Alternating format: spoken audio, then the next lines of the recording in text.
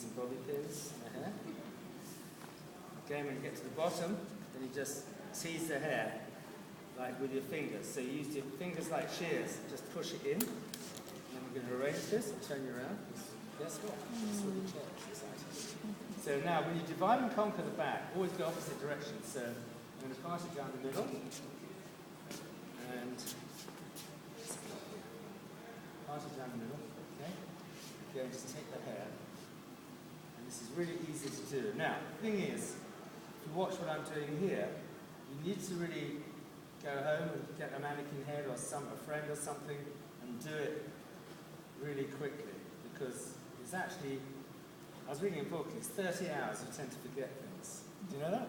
Isn't that mad? So when you go to a hair show, you see people running to their airport, they try not to forget it. But it's true, isn't that crazy, isn't it? It's like, do you know how many times you should do something until you get it right? 20. Isn't that crazy? We think it'd be 2 or 3 times, wouldn't you? It'd take 20 times. It was in my house, I live in West Hampton, Long Island. I have a studio in my basement, and I have all these mannequins with bad haircuts, bad colours, bad everything. I leave all my mistakes, and I practice on mannequins to really make it all work and push this in. Right, one more to do. I'm not worried about this. Do here. Okay. Again, divide and conquer. Split it into 2. And I'm just going to do this, Michael, then you can talk to what you're doing there. Okay. And then, because we've got some time, I want to show you tons of different techniques to use. And again, just lift this up. And let's just work down here. Now, put bobby pins in. Okay, so this is Mindy who's helping me. Who's a young, brilliant hairdresser. Give her a round of applause. She's working like a slave.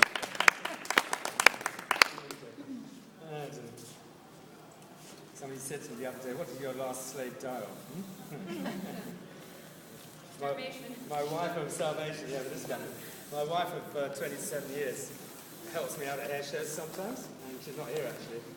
And, I met her, she was the model of the hair show, can you imagine, all those years ago? And she rang me up, she's very serious, and I said, Carol, why are you so serious? I just need you to know something, Nicholas. I'm not hair show material, I'm beach material. So, whatever, so that's the end of my other system. Right, when you come to doing the hair, so what I'm going to do here is basically I'm going to start working around the head and placing it. And this is going to change again, but what I tend to do is style the hair with the end in mind. And so basically what I'm doing here, I just want to show you what I'm doing.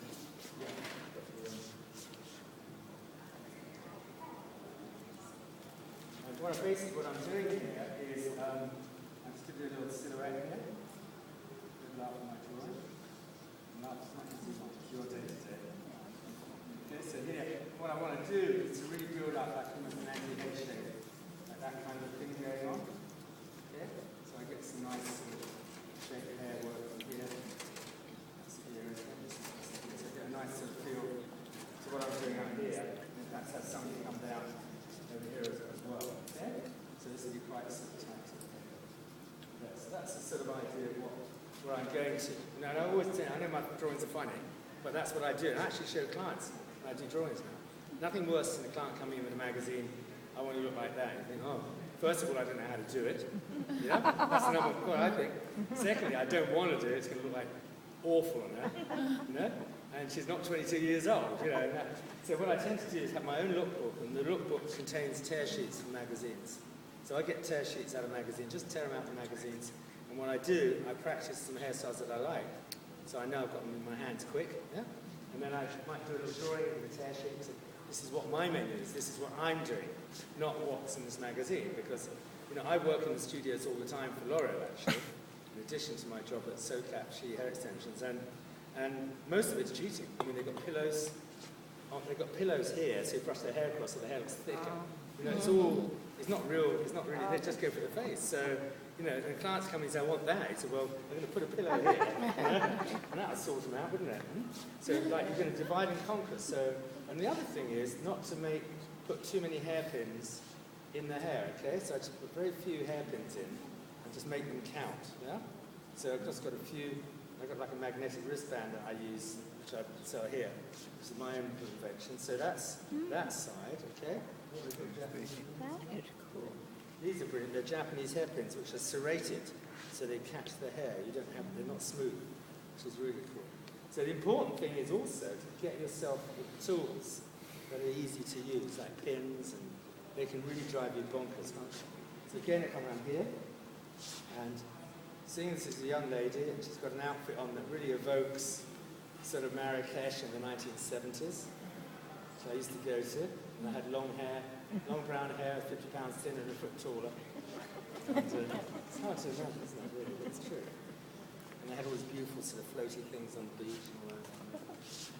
And women used to stop and look at me, and now they stop and run. That's the sort of difference. But you can see how you build the shape up, yeah? And even in the front here, what I could do. And this you could use in many different ways. I just happened to use it, on this young lady because this is the look I want to create for this, yeah? You could actually just pull the hair back and do this knots on the top, but really commercial, which is important, you know? Important thing is, I'm not a slave to trends. What I tend to do is to really, as long as the client goes out that door happy, she's got a smile on her face, that's really what our business is all about. It's not about trying to break the world record, you know? And that's why when you come to hair shows, if you can get some ideas that you can take back to the salon and use, that's really what it's all about. And I think that's important. So this is quite interesting. So what I'll do is I'll pin that in. Okay, so this is going to, and then I'm going to start changing the shape. The way I do that, once I've got my foundation in here, okay, which is really important, once I've got the foundation in, I get my small pins, yeah, and I start spreading this out like that, and then I start pinning the hair temporarily to build the shape like that. Okay? This is an old 1960s sort of idea. So you can see what's going on, yeah, and in the front as well, so you can get an idea of the shape I'm creating. Okay, that. Then here, same thing, we start turning the hair, and very quickly. You can see the speed that I can do things because I've prepared the hair, with the end in mind, haven't I? So I've got this all working towards me. And always watch the hair and let the hair talk to you. You can see where it's going to, where it's coming from. When I put a hairpin in, I put in the head first, yeah, and then push that in. And again, head first,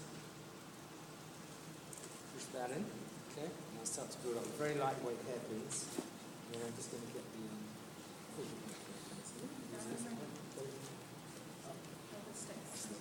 we use those actually. You've got in your hand.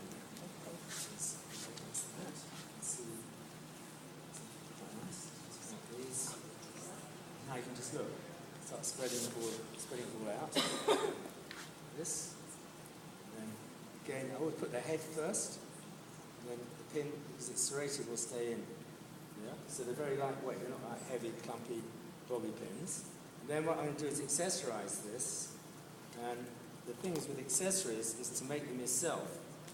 And I tell the client it comes from Paris and it's very expensive and it's worth the investment, So I have these are like little bone things, which are quite nice. Bone buttons you buy in in a place called Toho in New York. It's really cool.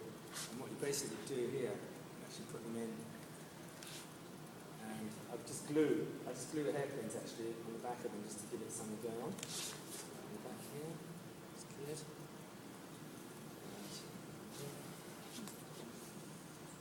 Just a quick like that, once in that, and that's my.